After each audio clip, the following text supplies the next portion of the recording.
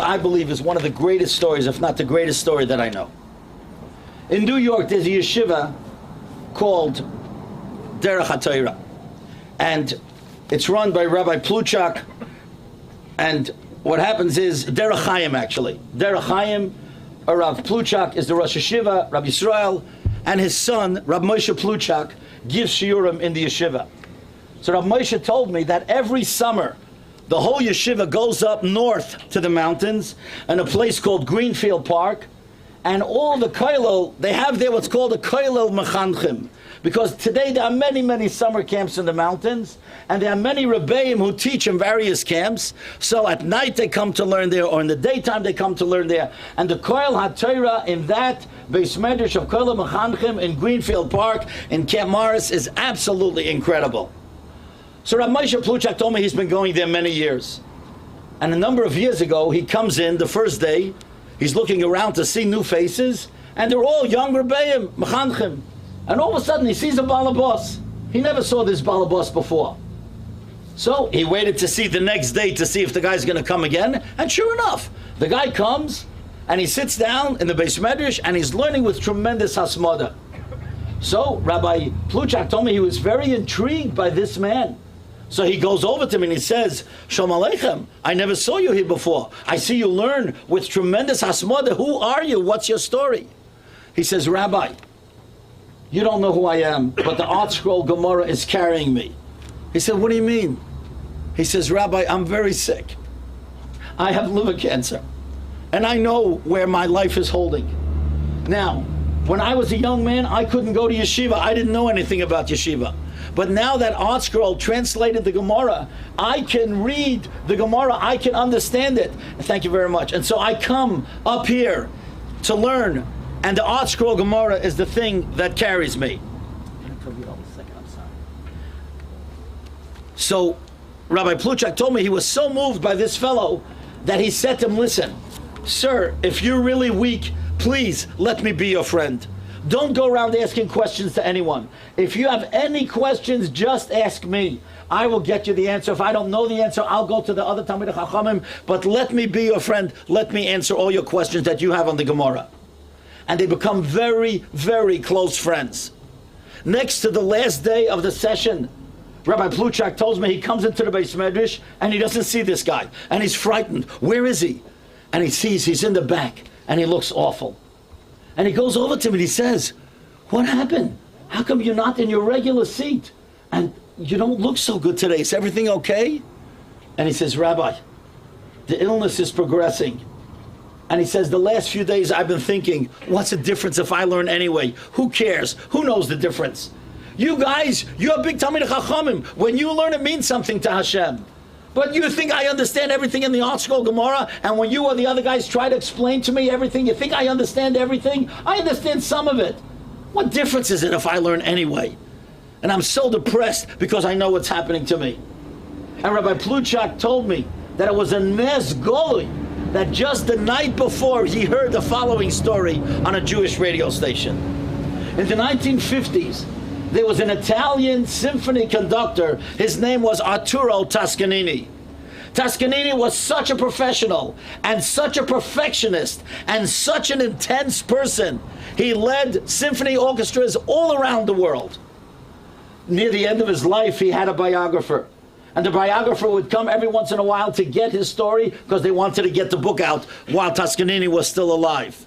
And one day, the biographer calls Arturo Toscanini, says, I'd like to come tomorrow night. We can finish off the book tomorrow night. He says, you can't come tomorrow night. He said, why not?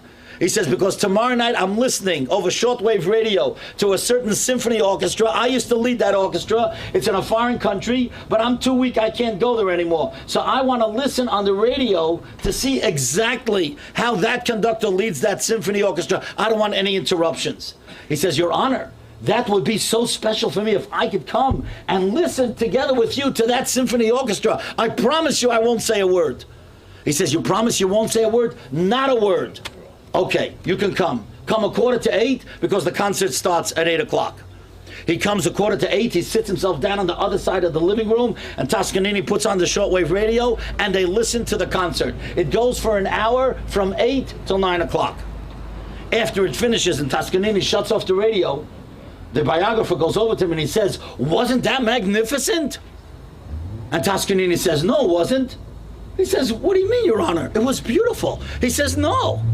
He says there were supposed to be 120 musicians there, 15 violinists. There were only 14 there. Well, you didn't want to tell him that he's crazy, but how could this guy know over shortwave radio that one violinist was missing?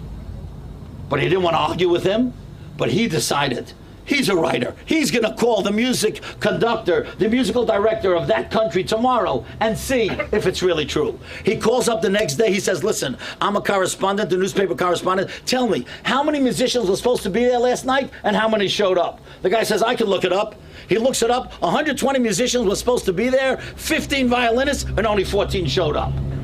Well, he couldn't believe it. How could that be? It's unbelievable. How could the guy have known that? Listen to what he said. It's going to change your life forever. He said, goes back to Toscanini, and he said, Your Honor, I was wrong. Last night I thought you were just trying to be haughty. Explain to me, how in the world did you know that one violinist was missing? And he said like this. He said, there's a great difference between me and you. You are the audience. To the audience, everything sounds great. But I'm the conductor. And a conductor has to know every note of music that's going to be played. And a conductor knows every note of music that can come. It's just many strings that it's supposed to be there. When I began to listen closely to the violinist, and I realized that some notes were not being played, I knew without a doubt that one of the violinists wasn't there.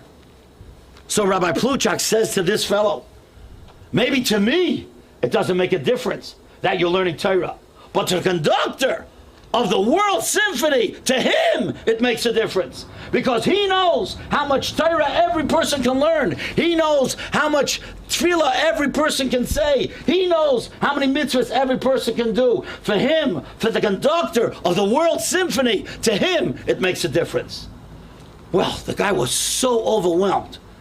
He said, Rabbi, how can I thank you? And they embraced, and the next day they parted ways. A few months later, Rabbi Pluchak told me he met the son of this man. And he said, I'm Rabbi Pluchak, how's your dad? He said, my dad passed away. He said, Rabbi Pluchak, but I want to tell you something. Every time he opened the Gemara, before he began learning, he said, I'm performing for the conductor of the World Symphony. We are all members of the Rabbeinu Shalom Symphony. Some of us are drummers, some of us are cellists, some of us are violinists. The violinist can't play like the cellist, and the cellist can't play like the one who plays the clarinet. Everyone has to play the best that they can play.